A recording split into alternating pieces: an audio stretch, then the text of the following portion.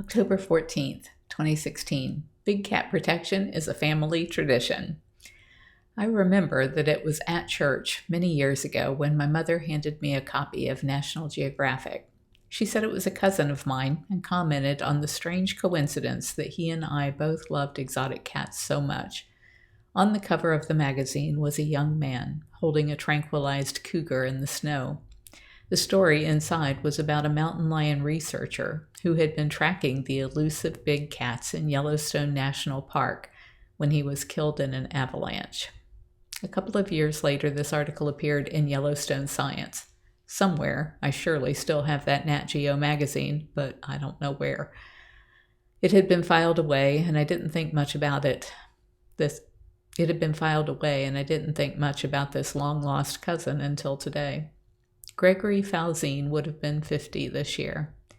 As I began researching the web, looking for details of his story and his photo, I was stunned to be reminded that he had died in February of 1992. That was about 3 months before Windsong, the bobcat, was born. I'm just going to let that sit there for a minute.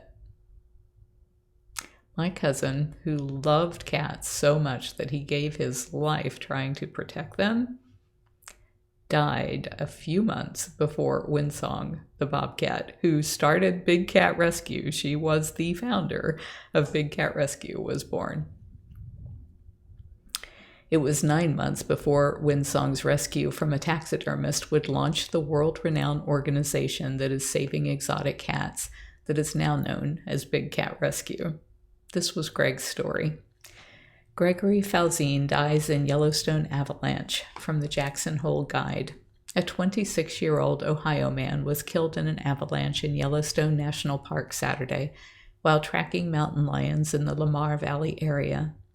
Gregory Felzien of Bellbrook, Ohio, was conducting mountain lion research activities in Yellowstone for the Wildlife Research Institute affiliated with the University of Idaho at Moscow, according to Park Superintendent Bob Barbie. After Felzien was reported missing Saturday evening, an air and ground search began on Sunday morning, Barbie said. Searchers found Felzien's car parked along the road south of Pebble Creek Campground and near Mount Norris, according to park spokeswoman Marcia Carle. Norris is my family name. They followed Felzien's foot tracks through minimal snow cover and located his body in the avalanche area Sunday at about 2:26 p.m., Carly said. The avalanche path was about 30 feet wide, 300 feet long, and 5 feet deep, she said. Felzien's body was transported by helicopter to the Buffalo Ranch in the Lamar Valley and then to the ground to the Franzen Davis Beebe Mortuary in Livingston, Montana, according to Barbie. Officials blame the slide on an early spring weather, which resulted in extremely hazardous backcountry snow conditions. The family of cat protectors. Thanks to Ancestry.com and the fact that Gregory's aunt, LaDonna, is still alive and was probably the one to give the magazine to my mother back 20 plus years ago, I was able to trace the connection between us. My mother, Mary Barbara Jean Norris Stairs, was born to Jacqueline Thompson Norris, who was born to Goldie Higginbotham, who was the sister to Grace Higginbotham, who was married to Floyd Grant Felzien, who were the parents of Grant Felzien, who was the father to Gregory S. Felzien. Grace and Floyd Felzien had 4 children, LaDonna, Grant, Terry, who tragically died at age 20 in a car accident, and another daughter named Lorna. LaDonna's oldest son, Jim Pat, named his son Gregory after Greg Felzien because they were first cousins and very close. Everyone who knew him loved him. So, Gregory, I have no doubt that you are with us every step of the way now, and surely have been for all these decades. I have to believe that you live on in all of us who are working to save wildcats from extinction by ending the captive trade that provides the smokescreen for illegal poaching. My awe at your dedication and sacrifice to protect some of the world's most exquisite creatures is renewed today, and gratitude fills my heart. I think this was an email to my mother. Couldn't tell. I don't mean to shake your faith, and I don't think this will, because a person either believes the Bible based on faith or they don't. I believe God is much greater, more powerful, and more loving than the one described in the Bible.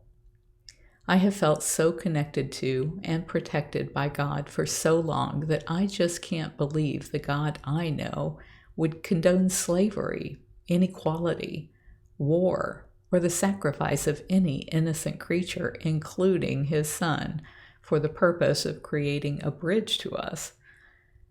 This is just a web page on the topic of authenticity of the writers, but it may be something you want to begin to research as you are looking beyond what we have always been told. Then I give this link.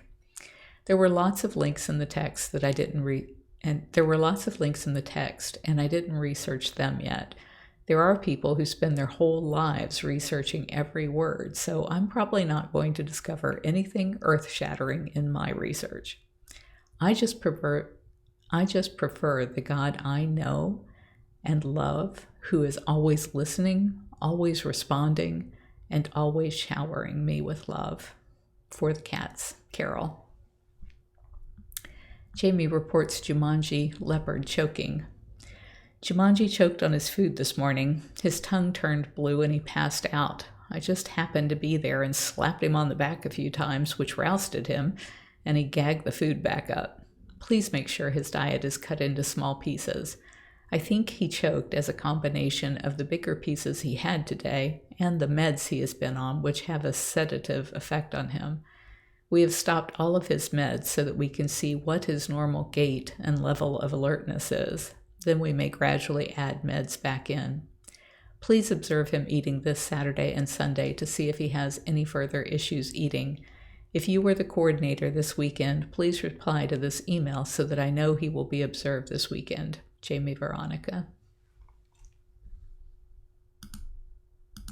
If you enjoyed these video blogs of my diary, please like, share, and subscribe. Thank you.